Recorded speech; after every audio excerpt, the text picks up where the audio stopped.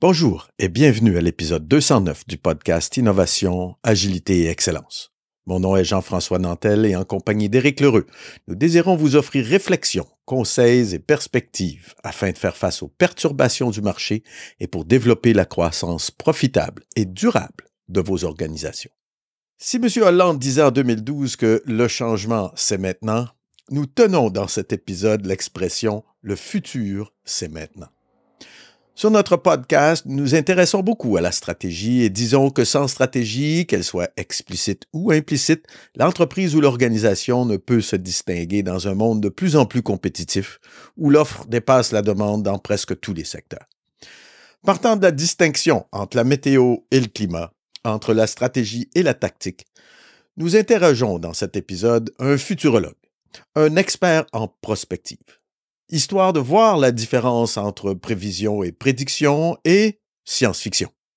Si vous êtes attentif, vous trouverez à la fin de cet épisode une explication à cette expression « le futur, c'est maintenant ». Bonne écoute!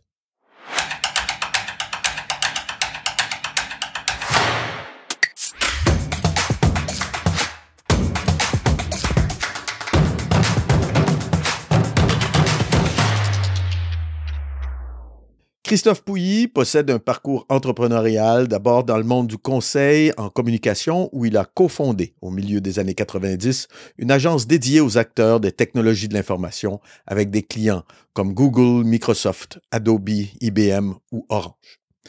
Le rachat en 2008 de cette agence et de ses 80 collaborateurs l'a amené à créer une société de conseil en stratégie de développement, puis une structure de conseil en transformation par l'intelligence collective. En 2019, il participe à la création de la SAS Fabrique du Futur & Co., la structure Do Tank de la Fabrique du Futur. En tant que vice-président exécutif, il en assure la direction opérationnelle et à ce titre, il aide les entreprises publiques, privées, les collectivités locales ou d'autres formes d'organisation à se projeter dans le futur. Christophe est membre de la Société française de prospective et de l'Association of Professional Futurists et il détient une maîtrise de droit de l'Université Paris-Est-Créteil et une maîtrise en marketing stratégique de l'Université Paris-Cité.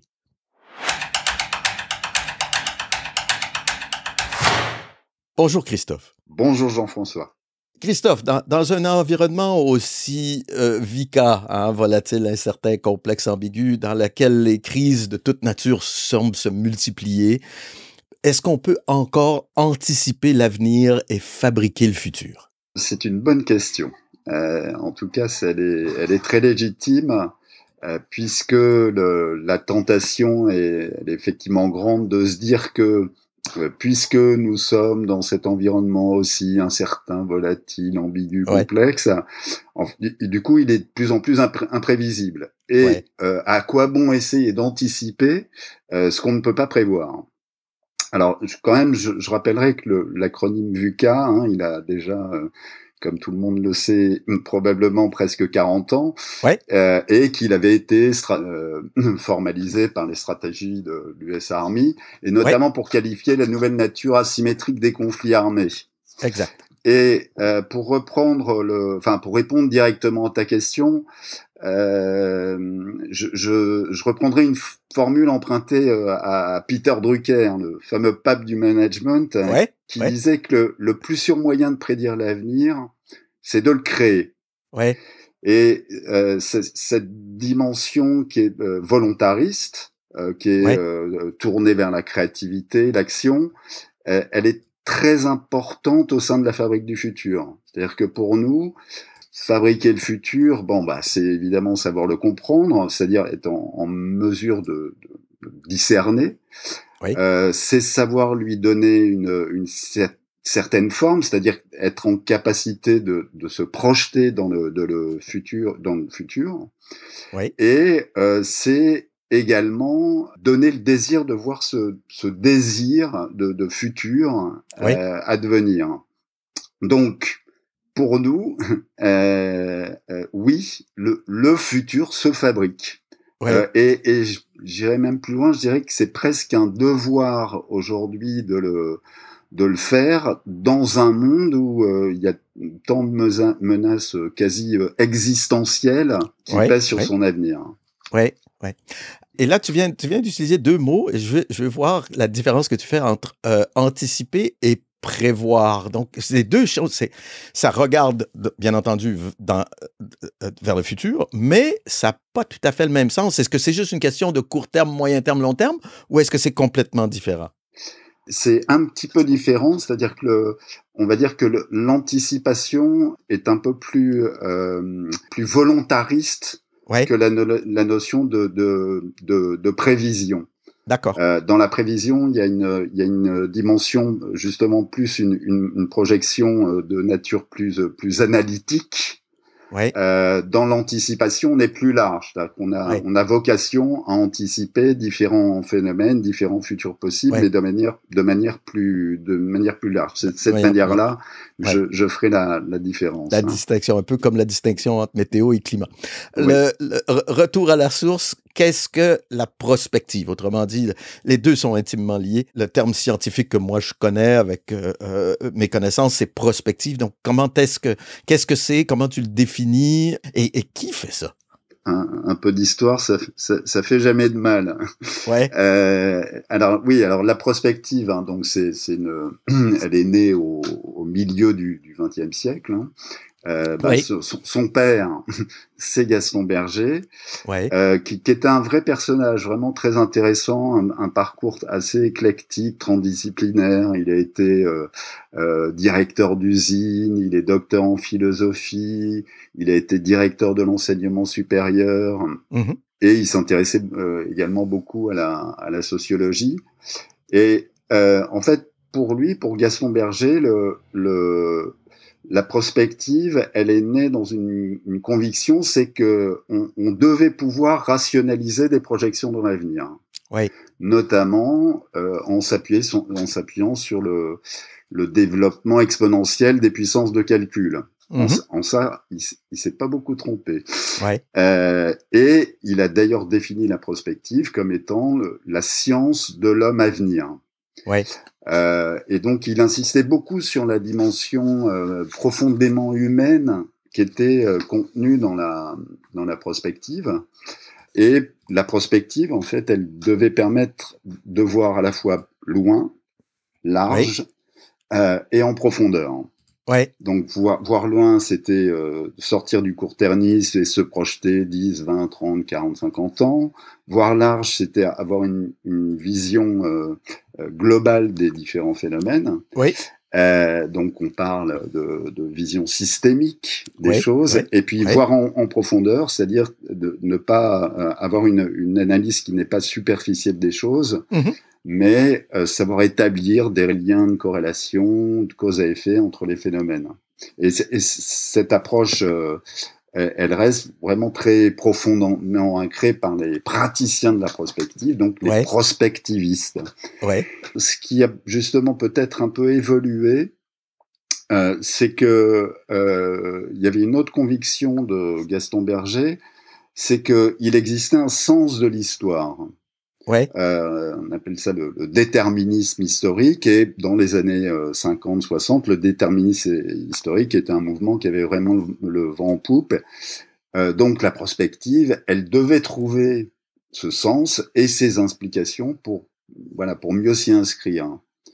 Et aujourd'hui, le sens de l'histoire est quand même très largement remis en cause. Ou en tout cas, il est bien difficile à trouver. Il est difficile à trouver en ce moment. Ouais, ça nous interroge un peu tous. Et ces prospectivistes, quels outils, quelles techniques utilisent-elles? D'accord. Alors, pour faire simple, hein, il y a trois grandes techniques qui sont utilisées par les prospectivistes, hommes ou femmes. Donc, trois approches. Il y a une approche analytique, une approche créative et une approche collaborative. D'accord. Et ces techniques, elles peuvent parfois être combinées. Rapidement, hein, l'approche analytique, quasiment comme son nom l'indique, elle va s'attacher à analyser un grand nombre de données et de paramètres pour définir principalement des scénarios de prospective. Donc, des scénarios, ça permet d'identifier des voies vers l'avenir qui sont soit possibles, soit probables, soit souhaitables. Donc, scénarios qui sont encore très, très utilisés, on pourra y revenir. L'approche créative, elle est plus récente et elle va consister en fait à mobiliser la créativité de participants.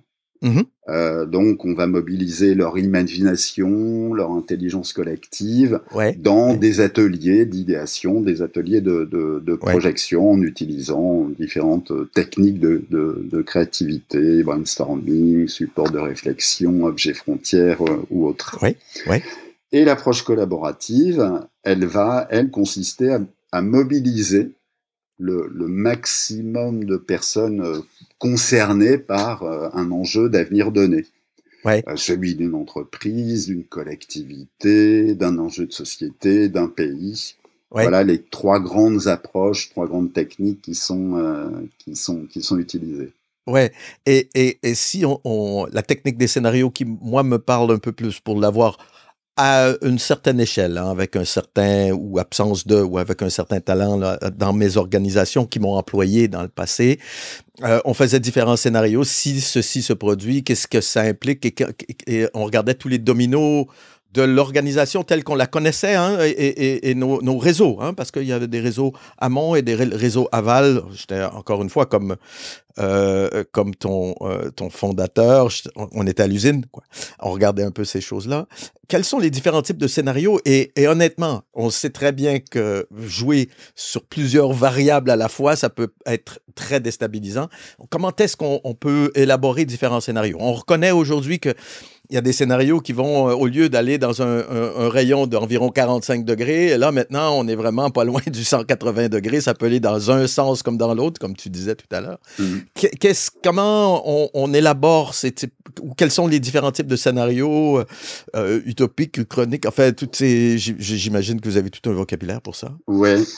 Alors, là aussi, pour synthétiser, il y a deux grandes catégories de scénarios qu'on utilise en prospective. Il y a les scénarios qu'on appelle des scénarios exploratoires et des scénarios qu'on appelle des scénarios d'anticipation.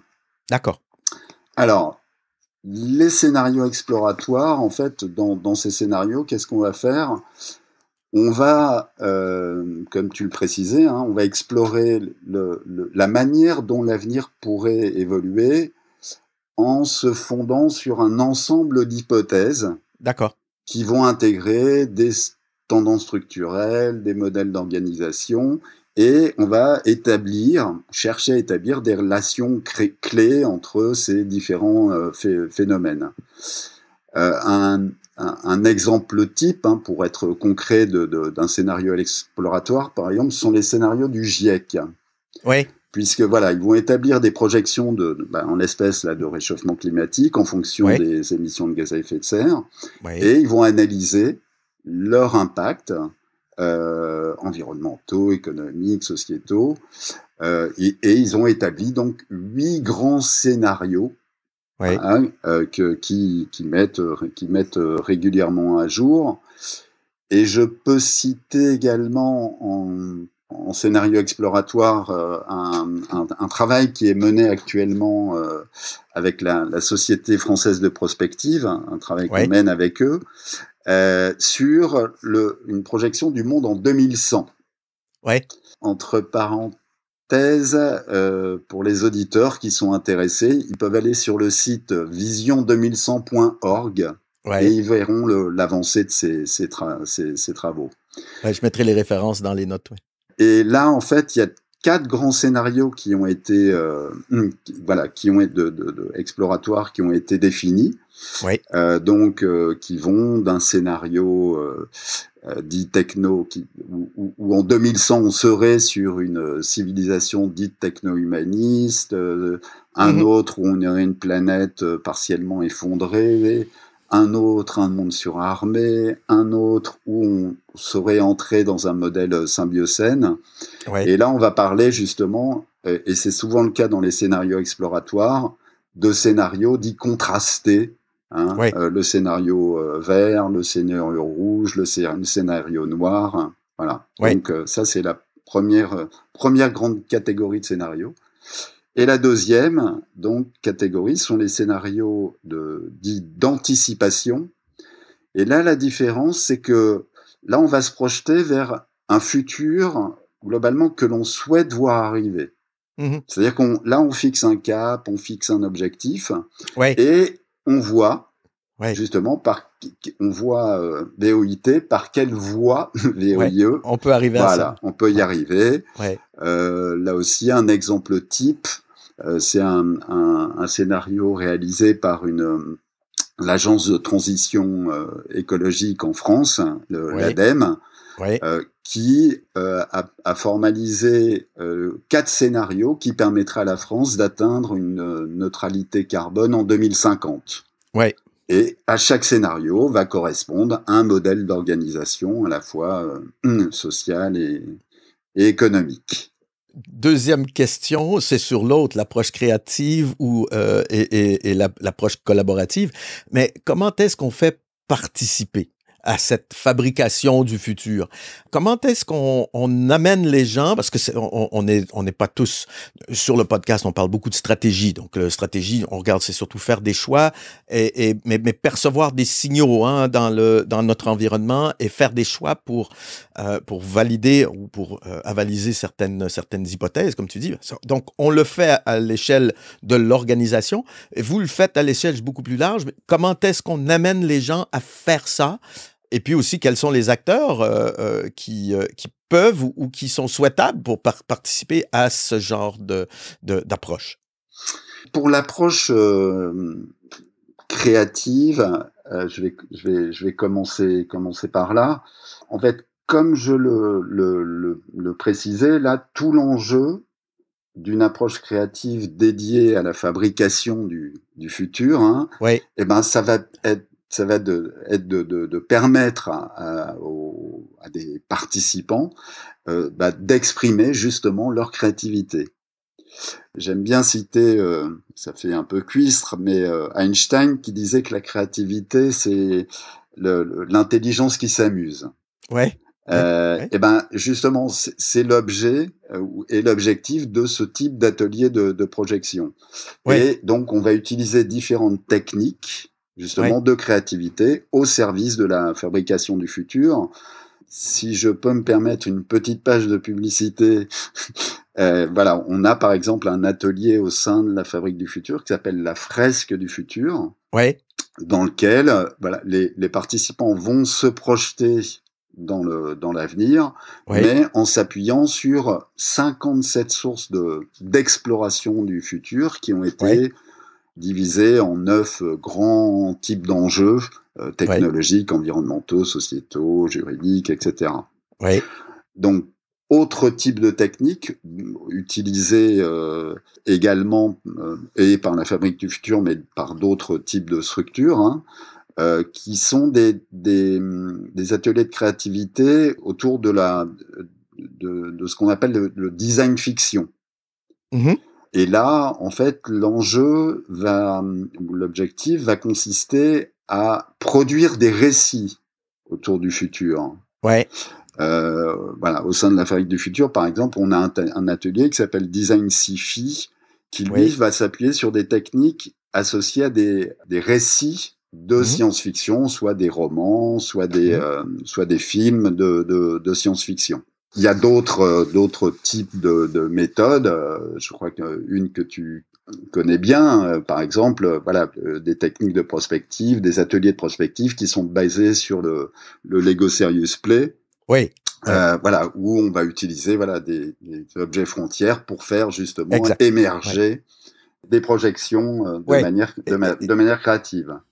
Et visualiser l'impact de certains mouvements d'agents systémiques sur l'ensemble du système plutôt que de le faire d'une manière purement intellectuelle, de le faire d'une manière un peu plus animée et d'interpréter ce qu'on voit dans sa réalité. Dans ces approches créatives et collaboratives, je vais te poser la question. Ça nous vient des Living Labs. Cette cinquième hélice, la cinquième hélice, c'est qui? C'est qui parle pour la planète? Qui parle pour la biodiversité? Et est-ce qu'on est rendu là? Est-ce que vous êtes rendu dans vos ateliers à demander à quelqu'un de parler pour la planète? de se mettre à la place de la planète, c'est ça que ou de parler pour elle, tu vois, je suis l'océan Atlantique, je vous dis, ben, arrêtez ici, j'ai besoin de ça, X, Y, Z, tu vois. Alors, oui, alors ça peut faire partie, effectivement, justement, de techniques de créativité qui est, voilà, utilisée, dans certains ateliers où on va provoquer une sorte d'empathie envers un environnement un environnement naturel. À ma connaissance, je dois dire que c'est pas une technique qui est extrêmement utilisée. Ouais. En tout cas en technique de projection. Ouais. Même pour aller plus loin, je dirais que pour aller plus loin, pour prendre la question sur un autre angle, sur la partie, en tout cas, approche créative et collaborative, ouais. L'enjeu projection autour de problématiques, d'enjeux d'ordre planétaire, ouais. en réalité, sont pas si utilisés, sont pas si approfondis que ça. D'accord. Okay. C'est plutôt, aujourd'hui, les grands enjeux de quasi systémiques, en fait, en prospective, ils sont plutôt couverts par une approche analytique et par une approche donc expert. D'accord. Je peux peut-être quand même citer en termes d'approche notamment collaborative, le programme de littératie des futurs de l'UNESCO. Oui. Puisque là, pour le coup, c'est alors le postulat de la littératie des futurs, en un mot, c'est que le futur ne peut être qu'imaginé puisqu'il n'existe pas, et que les humains ont cette propriété d'avoir de l'imagination. Oui. Du coup, en fait, dans le programme littératie du futur, l'idée, c'est de se dire qu'il est capital que les individus soient instruits du futur. Mmh. Voilà. Ouais. Et il y a 80 laboratoires de littératie des futurs dans le monde, et lui, pour le coup, interroge des vrais enjeux sociétaux, environnementaux, systémiques, vraiment. Donc, il y a des exercices de projection collaboratifs et créatifs, justement, sur l'Afrique en 2050, l'Europe en 2100, etc., etc. Donc, c'est un des rares exemples que je peux avoir autour de mobilisation de la créativité et de faire parler un élément qui n'a pas entre guillemets de voix directe, de voix audible. Enfin bon, on reviendra à ça là. Je pense qu'on va s'apercevoir de beaucoup de choses dans les prochaines années grâce à l'IA, mais en matière de communication dans d'autres formes de vie. Mais bon, peu importe ça. Ça c'est ma propre littératie du futur. Tu as parlé d'événements tout à l'heure. On en vit énormément en ce moment avec ces menaces de tarifs et de rupture et d'inversion de prise de position. Enfin, c'est impressionnant. Quels sont les modes d'interprétation des événements? Tu parlais d'un vocabulaire que je ne connais pas très bien. Megatrends, signaux faibles, rupture, wildcards. Megatrends, j'avais lu dans un livre de Michel Camdessus. Mais quoi faire avec? Comment éclaire? Oui, c'est effectivement, on vit dans un monde où on est justement submergé par l'arrivée d'événements qui supplantent un autre événement, qui supplantent encore un événement, et il y a quasiment plus aucune hiérarchisation en fait qui se fait dans ces événements. Et du coup, quand on cherche à se projeter dans le futur, c'est assez important d'essayer de catégoriser la nature de ces événements dans le sens quel impact ils sont susceptibles d'avoir dans le futur. Et on a coutume effectivement de dire qu'il y a 4 grandes catégories d'événements. Le premier grand type d'événements, ce qu'on appelle les mégatrends, donc en fait sont des tendances lourdes, c'est-à-dire qui s'inscrivent dans des dynamiques globales, structurelles, qui sont susceptibles de transformer en profondeur des systèmes sociaux, économiques, technologiques ou autres. Bon, exemple, la démographie, par exemple, l'évolution du climat, la montée du populisme, par exemple, ce sont des phénomènes dont on sait que ce sont des tendances lourdes et qu'on peut projeter sur, notamment pour la démographie, sur des horizons très, très, très lointains. Ouais. Un signal faible, c'est un signal qui est annonciateur, c'est-à-dire que il est porteur d'une information dite qui a une nature anticipative et dont on se dit qu'elle a un impact potentiel sur le futur. Si j'essaie de donner un exemple, par exemple en 2024, il y a beaucoup d'exemples, mais à la fois au Parlement en France et aux USA, il y a eu un débat, ou des débats donc du coup, sur la reconnaissance des droits des entités non humaines, des robots. Donc ça reste à ce stade un signal faible parce que il a été très peu médiatisé, ça reste entre spécialistes, mais ça dit beaucoup justement de la place future que peut avoir justement ces robots, par exemple, dans l'avenir. D'accord. Troisième nature d'événements, donc, sont des événements qu'on qualifie des événements de rupture. C'est-à-dire, là, ce sont des événements qui ont un fort potentiel de basculement ou de changement de paradigme. Pareil, si je tente un exemple, fin 2024, Google, l'entité Quantum de Google, a lancé le premier processeur quantique. Et en 2024 aussi, en fait, sont apparues les premières applications commerciales issues de la recherche quantique. D'accord. On sait que ça constitue potentiellement une rupture profonde dans de très nombreux domaines énergétiques et autres.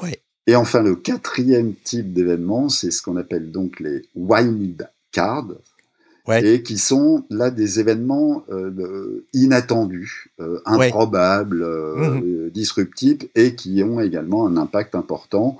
Alors, on a coutume de citer le Covid, évidemment, comme un événement qui était en tout cas très disruptif. À noter qu'en réalité, il n'était pas si inattendu que ça. Mais par contre, son impact et ses conséquences, elles, étaient complètement inattendues. En moins capital, moins mondial, en wildcard, par exemple, en France, la dissolution de l'Assemblée nationale. Ça a été un événement. C'est une wildcard parce qu'effectivement, c'était inattendu et ses implications sur l'avenir sont très importantes. Une autre question, parce qu'on voit bien la quantité de données et de suppositions qu'on peut faire et que tout ça peut être très, très mobilisé par justement la loi de Moore. On parlait de Megatrends tout à l'heure, la loi de Moore, on va la laisser là pour l'instant jusqu'à ce que la rupture quantique arrive. Et on en parle sur le podcast, on est intéressé à savoir quand est-ce que ça va basculer, parce qu'il y a beaucoup de gens qui disent que à cette rupture-là, sur les questions de cybersécurité vont devenir fondamentales.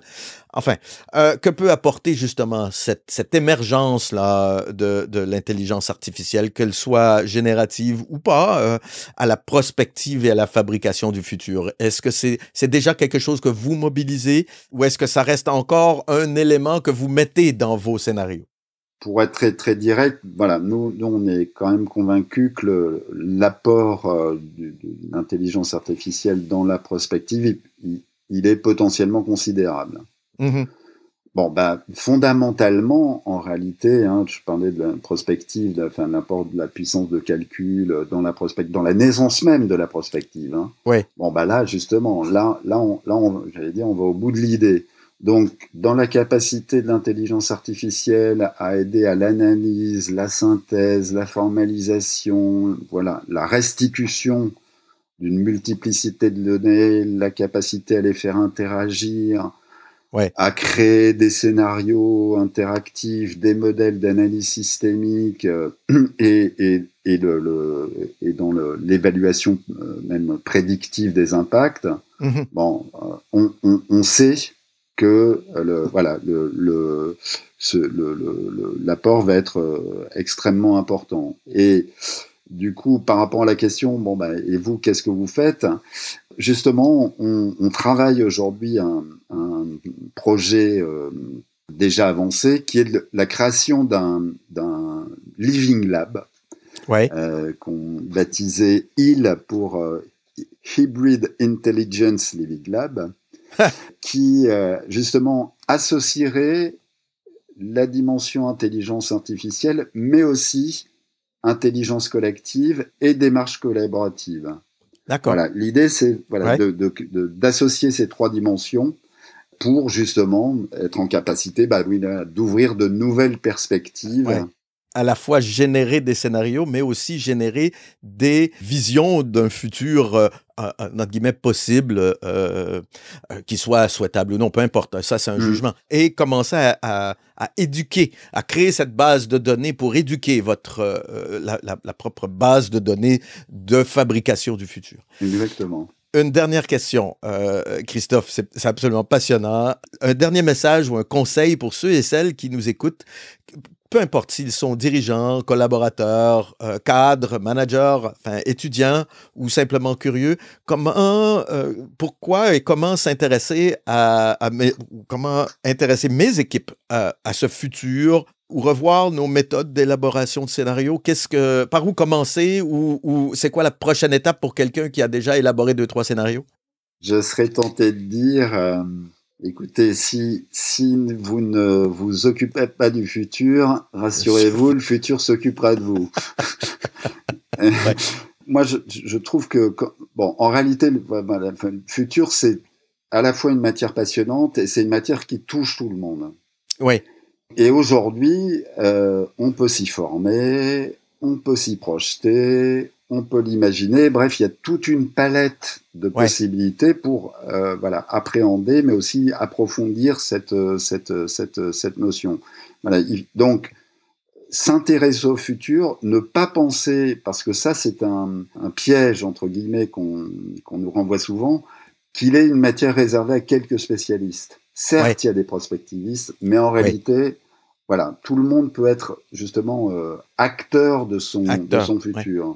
Le deuxième frein, je trouve, il est lié au fait que qui dit futur, qui dit prospective, dit souvent donc projection long terme. Ouais. Et du coup, ah oui, mais la prospective super, mais elle oublie les contraintes du présent. Au contraire, en fait, puisque en réalité, s'intéresser au futur, c'est s'intéresser au présent. Ouais. Et c'est aussi savoir que les décisions d'aujourd'hui, ce sont elles qui font le monde de demain. Ouais. Et dans le monde si particulier, au moment justement où on vit, être acteur de son futur est devenu réellement critique, et parce que le futur, c'est maintenant. En t'entendant, je viens de voir, parce qu'on parle souvent en organisation de l'importance que l'ensemble de l'organisation, et certaines organisations sont très, très grosses, que l'ensemble des membres ou de ceux qui participent de près ou de loin à une organisation comprennent sa stratégie, que ce soit pas que quelque chose qui soit fermé et réservé à une certaine élite, qu'elle soit dirigeante ou autre, peu importe. Et je pense que ces ateliers alors dans les trois méthodes que tu nous as proposées, c'est une belle façon d'amener les collaborateurs, quels qu'ils et elles soient, à s'intéresser à la stratégie de son organisation et à aider à, comme tu dis, à générer des scénarios ou des éléments qui peuvent nourrir justement les modèles d'élaboration de scénarios. Ça répond à une question en réalité quand j'ai des clients qui me la posent. Oui, si la stratégie c'est l'affaire de toutes et tous, comment? En les faisant travailler sur le futur de l'organisation et le futur de notre place dans une communauté ou dans une société. Tout à fait. Et effectivement, pour compléter, sur cette dimension collaborative, comment impliquer le maximum de collaborateurs, parce que effectivement, on croit beaucoup dans la nécessité d'impliquer justement dans ces projections. Il y a des méthodes justement soit d'échantillons représentatifs d'une population, par exemple d'une entreprise, qui vont permettre d'associer différents types de populations, du collaborateur, manager, etc. Oui, effectivement, l'exercice, il peut être effectivement très important pour des comités de direction, mais l'expérience démontre qu'il est extrêmement intéressant d'ouvrir le panel de réflexion et de projection à un panel de collaborateurs beaucoup plus large. Oui, quand j'en parlais avec le grand Henry Mintzberg, il me disait, mais oui, mais bien sûr, pour lui c'était évident, que l'élaboration et les discussions stratégiques, lui il disait la vision stratégique, la pensée stratégique et l'action stratégique. Enfin, c'est du Mintzberg tout craché. Et il faut que ça soit élargi à l'ensemble des parties prenantes de l'organisation. Et donc, continuer cette réflexion-là. Merci beaucoup, Christophe. Tu as été un invité extraordinaire et merci pour ton temps et ton partage. Merci beaucoup.